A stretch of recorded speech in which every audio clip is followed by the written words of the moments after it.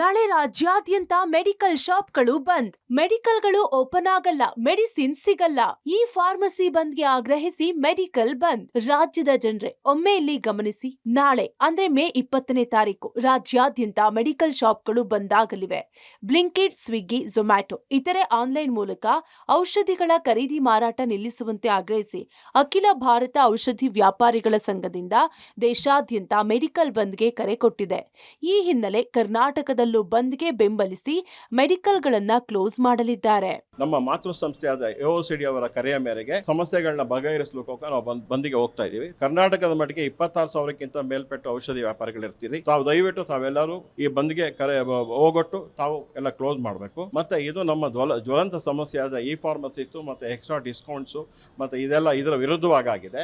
Business ನ ಅಳಿವು ಪ್ರಶ್ನೆ ಆಗಿದೆ. ಇದಕ್ಕೆ ತಾವೆಲ್ಲರೂ ಮನಗಂಡು ತಾವೆಲ್ಲರೂ 24 ಗಂಟೆ ಅಂದ್ರೆ ರಾತ್ರಿ 12 ಗಂಟೆ 1 ನಿಮಿಷದಿಂದ ಮತ್ತೆ ಮಿಡ್ ನೈಟ್ 12 ಗಂಟೆವರೆಗೂ ಕ್ಲೋಸ್ ಮಾಡಬೇಕು ಅಂತ ಈ ಮೂಲಕ ತಮ್ಮಲ್ಲಿ ಕಳಕಳಿಯ ಪ್ರಾರ್ಥನೆಯನ್ನು ನಾನು ಮಾಡ್ಕೊಳ್ತಾ ಇದ್ದೇನೆ. ಕರ್ನಾಟಕದಲ್ಲಿಯೂ ಒಂದು ದಿನದ ಮಟ್ಟಿಗೆ ಸಂಪೂರ್ಣವಾಗಿ ಮೆಡಿಕಲ್ಗಳನ್ನ ಮುಚ್ಚಲು ಕರ್ನಾಟಕ ಔಷಧಿ ಮಾರಾಟ ವ್ಯಾಪಾರಿಗಳ ಸಂಘದಿಂದ ಕರೆ ಕೊಡಲಾಗಿದೆ. ರಾಜ್ಯದಲ್ಲಿ 26,000ಕ್ಕೂ ಹೆಚ್ಚು ಮೆಡಿಕಲ್ಗಳಿದ್ದು 20ನೇ ತಾರೀಕು ರಾತ್ರಿ 12 ಗಂಟೆ 1 ನಿಮಿಷದಿಂದ ರಾತ್ರಿ 11 ಗಂಟೆ 51 ನಿಮಿಷದವರೆಗೆ ಬಂದ್ಗೆ ಕರೆ ನೀಡಲಾಗಿದೆ. ವಿವಿಧ ಆಪ್ಗಳಿಂದ ಔಷಧಿಗಳ ಮಾರಾಟ ಆಗ್ತಿದ್ದು ಇದು ನೋಂದಣಿ ಪಡೆದ ಮೆಡಿಕಲ್ ಮಾಲೀಕರಿಗೆ ಹೊಡೆತ ಬೀಳ್ತಿದೆ ಅಂತ ಮೆಡಿಕಲ್ ಮಾಲೀಕರು ಅಳಲು ತೋಡಿಕೊಂಡಿದ್ದಾರೆ. ಆನ್ಲೈನ್ನಲ್ಲಿ ಔಷಧಿ ಮಾರಾಟಕ್ಕೆ ಕೇಂದ್ರ ಸರ್ಕಾರ ಕೋವಿಡ್ ಸಮಯದಲ್ಲಿ ಅನುಮತಿಯನ್ನ ನೀಡಲಾಗಿತ್ತು.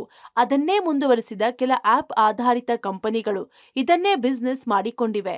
ಇದಕ್ಕೆ ಕಡಿವಾಣ ಹಾಕುವಂತೆ ಕೇಂದ್ರ ಸರ್ಕಾರಕ್ಕೂ ಮನವಿ ಮಾಡಲಾಗಿತ್ತು.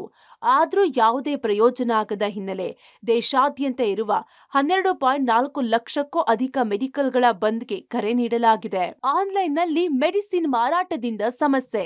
ನಿಯಂತ್ರಣವಿಲ್ಲದ ಆನ್ಲೈನ್ ಔಷಧ ಮಾರಾಟ, ನಕಲಿ ಔಷಧಿ ಚೀಟಿಗಳ ಬಳಕೆ, ಆಂಟಿಬಯೋಟಿಕ್ ಮತ್ತು ಚಟ ಉಂಟು ಮಾಡುವ ಔಷಧಿಗಳ ದುರುಪಯೋಗ, ರೋಗಿ ಮತ್ತು ಫಾರ್ಮಸಿಸ್ಟ್ ನಡುವೆ ನೇರ ಸಂಪರ್ಕದ ಕೊರತೆ, ನಕಲಿ ಮತ್ತು ಸರಿಯಾಗಿ ಸಂಗ್ರಹಿಸದ ಔಷಧಿಗಳ ಅಪಾಯ, ಅತಿಯಾದ ಡಿಸ್ಕೌಂಟ್ ನೀತಿಯಿಂದಲೂ ಸಮಸ್ಯೆ, ಭಾರಿ ರಿಯಾಯಿತಿಯಿಂದ ಸಣ್ಣ ವ್ಯಾಪಾರಿಗಳಿಗೆ ಅಪಾಯ, ಮಾರುಕಟ್ಟೆಯಲ್ಲಿ ಏಕಾಧಿಪತ್ಯ ಭೀತಿ ಎದುರಾಗಿದೆ. ಪ್ರಮುಖ ಬೇಡಿಕೆಗಳು ಏನು? GRS 220E ಹಿಂಪಡೆಯಬೇಕು.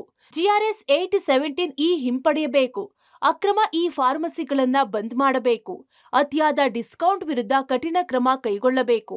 ಸಣ್ಣ ಔಷಧಿ ವ್ಯಾಪಾರಿಗಳನ್ನ ರಕ್ಷಿಸಬೇಕು ಎಂಬ ಬೇಡಿಕೆಗಳನ್ನ ಇಟ್ಟಿದ್ದಾರೆ. ಸರ್, ಸೆಂಟ್ರಲ್ ಗೌರ್ಮೆಂಟ್ ಏನಾಗಿದೆ, ಇದಕ್ಕೆ ಯಾವುದೇ ಕಾನೂನಿನ ರೀತಿಯಲ್ಲಿ ಇದಕ್ಕೆ ಯಾವುದೇ ಮಾನ್ಯತೆ ಇಲ್ಲ. ಹೈಕೋರ್ಟ್ಗಳಲ್ಲೂ ಇದಕ್ಕೆ ವಿರುದ್ಧವಾಗಿ ಆರ್ಡರ್ಸ್ ಬಂದಿದೆ. ಆದ್ರೆ ಕೋವಿಡ್ ಟೈಮ್ ಅಲ್ಲಿ ಒಂದು ಜನಗಳಿಗೆ ಉಪಯೋಗ ಆಗ್ಲಿ ಅಂತ ಒಂಚೂರು ಸಡಲ್ ಮಾಡಿದ್ರು ಆರ್ಡರ್. ಅದನ್ನ ರಿವೋಕ್ ಮಾಡಿಲ್ಲ. ಅದನ್ನ ಮಿಸ್ಯೂಸ್ ಮಾಡ್ಕೊಂಡು ಇವ್ರುಗಳು ಇವತ್ತಿನ ದಿವಸ ಮಾಡ್ತಾ ಇದ್ದಾರೆ. ಅದು ತುಂಬಾ ಮಾರಕ. ಯಾಕಂತಂದ್ರೆ ಏನ್ ಬೇಕಾದ್ರೂ ಮೆಡಿಸಿನ್ಗಳು ಆನ್ಲೈನ್ ಅಲ್ಲಿ ಸಿಕ್ಕಿದಾಗ ಇದೆಲ್ಲ ನಮ್ಮ ಪಬ್ಲಿಕ್ಗೆ ತುಂಬಾ ತೊಂದರೆ. ಆಲ್ರೆಡಿ ಅದನ್ನೆಲ್ಲ ಅನುಭವಿಸ್ತಾ ಇದ್ದಾರೆ.